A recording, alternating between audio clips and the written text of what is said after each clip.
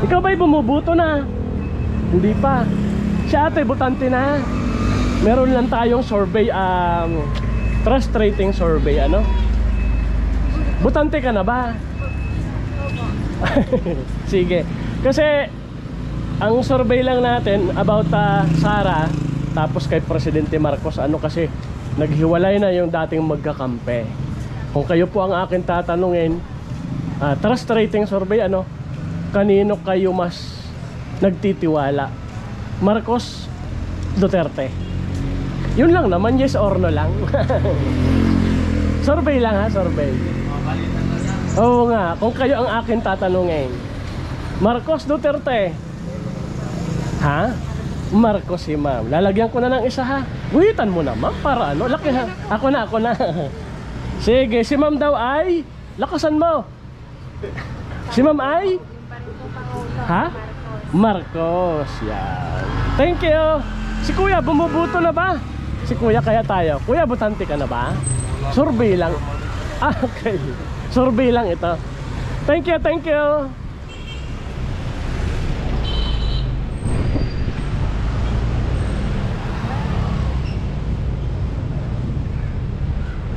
Sir, good morning. Pwedeng makiabala sandali. Meron lang tayong trust rating survey dito sa Rizal, Laguna. Rizal ano? Marcos, Duterte.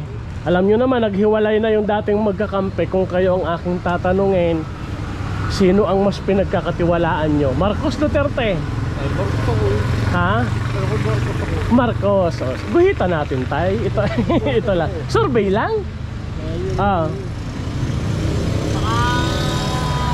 Oh, yeah. Sundan mo lang, tay. Ayan, salamat. Thank you. Nakakadalawa na. Ay, si ma'am. Aba, ako yung Duterte. Duterte si ma'am. Okay. Duterte lang ako nakatikim okay. ng mga kaginhawaan. Okay. Ma'am, bakit nga po Duterte kayo? Kasi Di siyang gusto ko. Sa kanya ako nagkakameron kami ng Opo, salamat. Ano pa ang ibang nagustuhan niya kay Duterte? matapang. Iyon. Thank you, ano. Ay, si kuya. Matanong natin si kuya. Kuya, survey lang, ano. Ito trust rating survey ng Marcos, Duterte. Kung kayo ang akin tatanungin, kanino kayo mas may tiwala? Marcos, Duterte? Duterte. Iyon. Iguhitan natin, kuya. Ayan, ito po. Ayan. Pantayan mo lang. Okay. Ako'y may tanong, bakit Duterte si kuya? Marami siyang nagawa nung araw. Tapos, ano pa? Yun lang. Isang may maganda siyang nagawa. Oh, yun. Thank you very much. Ana, salamat ng marami.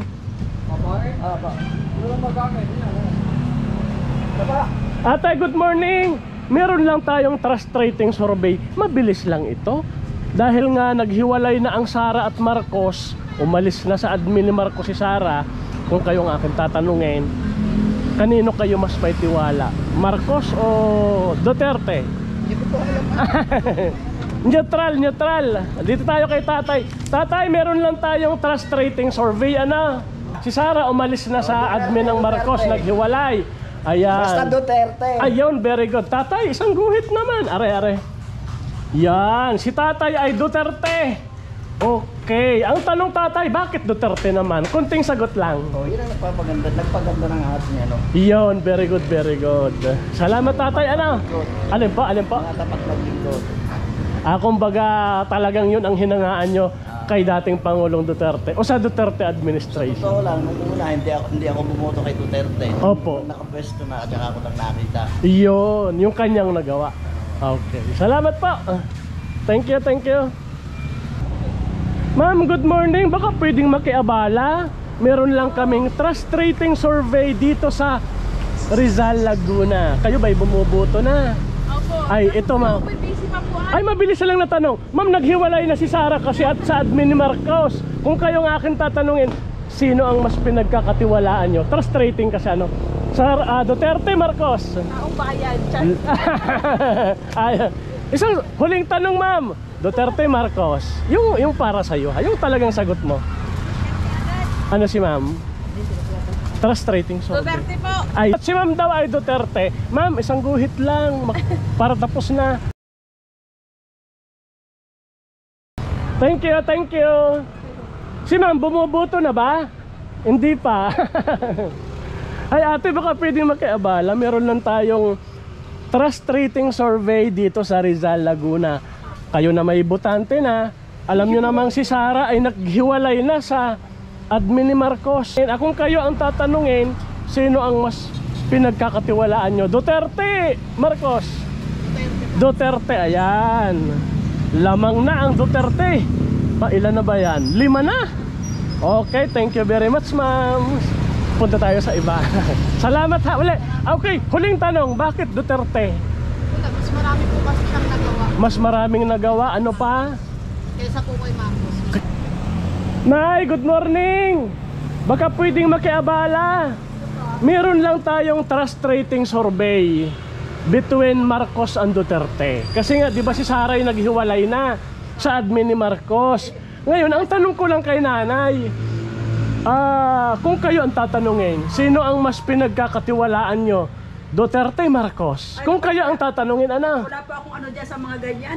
Okay, si nanay daw ay neutral. Apo. Wala daw muna. At saka pala ako magkakaroon at hindi dapat ano yung Thank you, thank you. Salamat.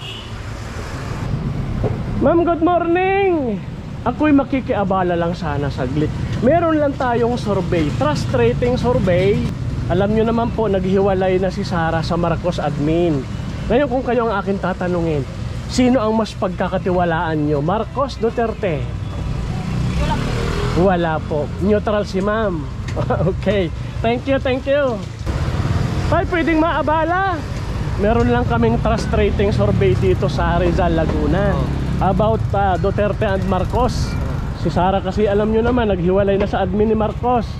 Ngayon kung kayo ang tatanungin, sino ang mas pinagkakatiwalaan nyo? Marcos, Duterte? Wala. Si kuya ay wala daw siyang pinagkakatiwalaan.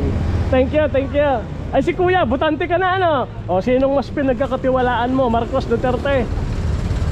Ala, nahiya. Sino? Hindi ko po alam. Undecided si kuya. Trust rating survey dito sa Rizal. Tatanungin natin si kuya. Dahil naghiwalay nga si Sara sa admin ni Marcos, ang pinagkakatiwalaan nyo po sa ngayon ay si Duterte daw. Sir, baka pwedeng paguhitan. Thank you very much. Ay si ma'am, Duterte, Marcos? Sige, Duterte din. Duterte din, okay. Salamat ng madami. Salamat sa inyo. Ate, survey lang. Dito sa Rizal, Laguna, meron tayong trust rating survey. Alam nyo naman si Sara naghiwalay na sa admin ni Marcos. Kung kayo ang akin tatanungin, sino ang mas pinagkakatiwalaan nyo ngayon? Marcos, Duterte? Wala. Bakit wala? Salamat. Ay si kuya, ato'y survey. Naghiwalay na si Sara kay Marcos sa admin, survey lang, sino ang mas pinagkakatiwalaan nyo ngayon? Marcos, Duterte? Bongbong pa rin ako. Si Bongbong pa rin. Survey paguhitan, isa lang. Ako makulong dyan. Ay, survey lang. Ay, isang guhit lang. Ayan si kuya. Salamat, thank you. Magandang umaga sa mga taga Rizal, Laguna. Salamat po. Hanggang dito na lamang po ang ating ginawang survey para hindi naman po masyadong mahaba ang aking gagawing video. Baka naman nakakaabala kapag masyadong mahaba. Kaya naman ang minarapat ko po na 10 tao na lamang ang aking tanungin, kung saan nakakuha po ng 70% si Bifi Sara, kung katumbas po ng 7 tao na nagsabing mas nagtitiwala sa kanya. Ito po ay trust rating survey, at nakuha naman ang tatlo para kay Presidente Marcos, kung saan nakuha niya ang 30% sa 10 tao na ating tinanong. Maraming salamat po.